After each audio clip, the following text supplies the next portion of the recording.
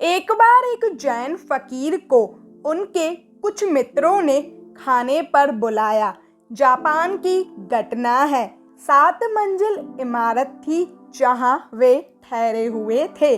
7वें में मंजिल पर ही उस घर के मालिक, उस गृहपति ने सारी व्यवस्था कर रखी थी। उस गृहपति ने अपने और भी बहुत से दोस्त और रिश्तेदारों को बुलाया था। सभी उस 7वीं मंजिल पर बैठकर उस जैन फकीर की बातें सुन रहे थे। तभी अचानक भूकंप आ गया। जापान में भूकंप आते भी बहुत हैं। जैसे ही भूकंप के झटके महसूस होने शुरू हुए, सभी उठकर भागे। दरवाजे और खिड़कियों पर बहुत भीड़ हो गई। करीबन 100 के आसपास लोग थे। सभी भाग रहे थे। वो गृहपति भी भाग ही रहा था कि वह सीढ़ियों में फंस गया। तभी अचानक उसे याद आया कि कार्यक्रम के मुख्य अतिथि वे जैन फकीर तो कहीं दिख ही नहीं रहे। कहीं वह कमरे में तो फंसे नहीं रह गए हैं।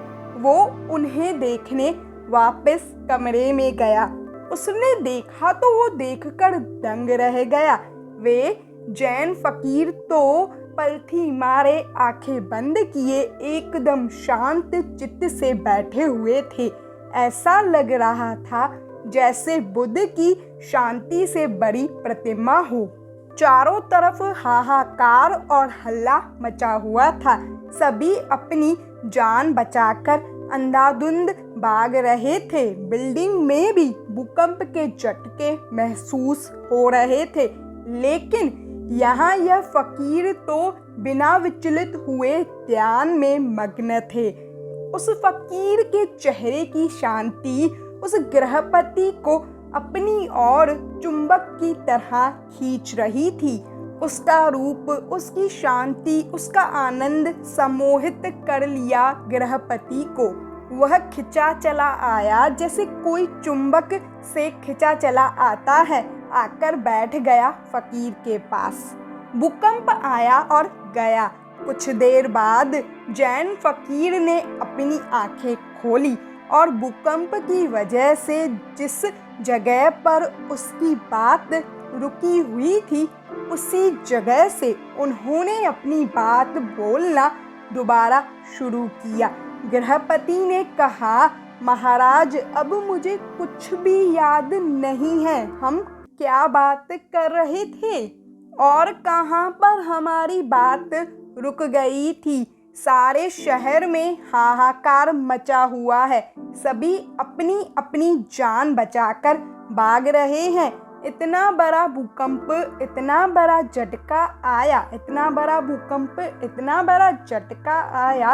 अब तो इसके बाद मुझे यह भी याद नहीं है कि हम किस बारे में बात कर रहे थे। इसीलिए आप कृपा करके वह बात दोबारा शुरू ना करें। और अब वह बात मैं आपसे पूछना भी नहीं चाहता हूँ। अब तो मैं आपसे कुछ और ही पूछना चाहता हूँ। गृहपति बोला, महाराज, एक बात बताइए कि भूकंप आने पर हम सब भागे, पर आप क्यों नहीं भागे? जैन फकीर ने कहा, भागा तो मैं भी, लेकिन तुम सब बाहर की तरफ भागे और मैं अपने भीतर की तरफ भागा। जिससे जहाँ सुरक्षित महसूस हुआ वो वहाँ भागा। लेकिन मैं कहता हूँ कि तुम्हारा बाहर की तरफ भागना व्यर्थ था। भूकंप यहाँ भी है, भूकंप 6ठी मंजिल पर भी है, भूकंप 5वीं मंजिल पर भी है, भूकंप 4थी मंजिल पर भी है। भूकंप तो पूरे बिल्डिंग में है। 4थी मंजिल वाले भी भाग रहे हैं, 3री मंजिल वाले भी भाग रहे हैं, 2री मंजिल वाले भी भाग रहे हैं। जो सड़क में है वह बिल्डिंग की तरफ सुरक्षित स्थान पर भाग रहे हैं। सब भाग ही रहे हैं। जिसे जहां सुरक्षित लग रहा है वो वहां भाग रहे हैं। मैं भी भागा अपने भीतर की तरफ। मुझे अपने भीतर भागना सुरक्षित लगा। मैं अपने मन के भीतर एक ऐसी जगह जानता हूँ जहाँ कोई भूकंप नहीं पहुँच सकता।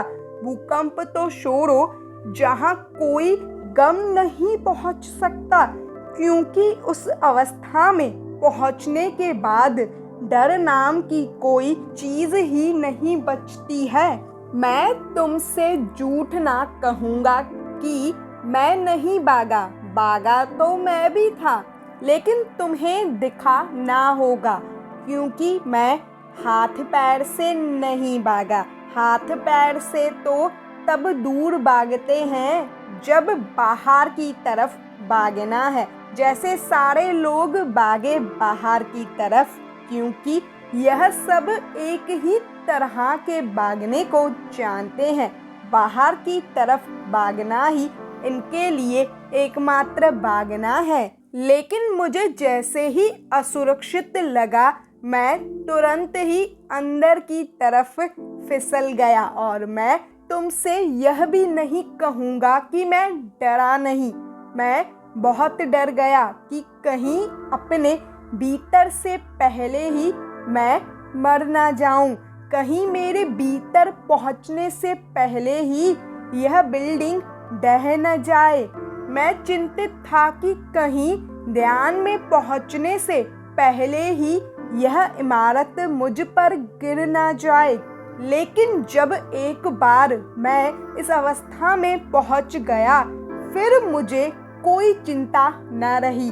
फिर किस बात की मौत, फिर तो केवल मेरा शरीर मरता, क्योंकि मेरा मन तो ध्यान में था। मैंने ध्यान में ही जिंदगी को जिया है और मैं ध्यान में ही मरना चाहता हूँ।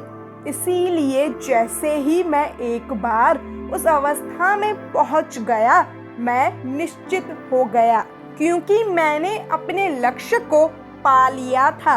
मरने का क्या है, मरना तो एक दिन सबको है, लेकिन कुछ नासमझ लोगों के लिए मृत्यु एक अभिशाप है। वह इसे गलत समझते हैं और इससे पीछा छुड़ाना चाहते हैं, जबकि सच्चाई यह है कि आपके जन्म से पहले जब आपने अपनी माँ के कोख में विकसित होना शुरू किया था, उसी क्षण से आपने मरना शुरू कर दिया था। हर एक दिन बीतने के साथ आप मृत्यु के और करीब पहुंचते चले जाते हैं। ध्यान से देखा जाए तो हर एक सांस को अंदर लेना एक जीवन है और उसे छोड़ना मृत्यु। जिस प्रकार सूर्य का उदय होना इस बात को पक्का कर देता है कि उसका अस्त भी होगा, उसी प्रकार हमारा जन्म भी इस बात का संकेत है कि एक दिन हम सभी मृत्यु को प्राप्त हो जाएंगे। मैं तुम्हें कोई सिद्धांत नहीं सिखा रहा हूँ, बल्कि शराब पिला रहा हूँ। अंगूर से निचोड़ी हुई, जुड़ी हुई नहीं, बल्कि आत्मा से जुड़ी हुई। पियो, खूब पियो, नाचो, गाओ, हंसो, मुस्कुराओ और जीवन में जितने भी क्षण मिले अंदर की तरफ मुड़ जाओ। किसी भूकंप का इंतजार मत करना, क्योंकि भूकंप के समय में भी वही अंदर जा पाते हैं जो रोज अंदर जाते रहते हैं, जिसका रोज आना जाना लगा रहता है। मैं अंदर जा पाया क्योंकि मैं रोज जाता हूँ और अंदर का यह रास्ता मेरे लिए आसान था। यह मत सोचकर बैठना कि जिस दिन मृत्यु आएगी उसी दिन ध्यान कर लेंगे, नहीं हो पाएगा। अगर जीवन भर धन की चिंता की है तो मरते वक्त भी अंदर धन की ही चिंता चलती रहेगी। अगर पद की चिंता की है तो मरते वक्त भी और उच्च पद प्राप्त करने की लालसा लिए मरोगे, क्योंकि अपने पूरे जीवन में हम जो कुछ भी करते हैं, मरते वक्त वही सारे विचार और कर्म हमारे आंखों के सामने से छोटे रूप में गुजरते हैं।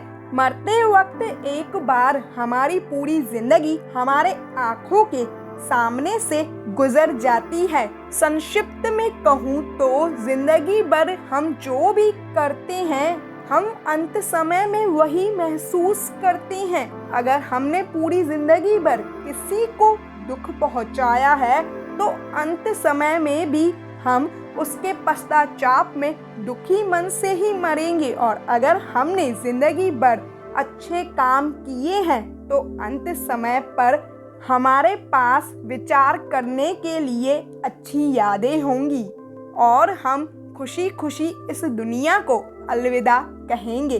फकीर ने उस गृहपति से कहा, अगर तुम ध्यान में मरना चाहते हो तो तुम ध्यान में जीना शुरू कर दो, ताकि मरते वक्त तुम्हें अपने भीतर जाने में तकलीफ ना हो और तुम ध्यान में ही इस दुनिया को अलविदा कह सको।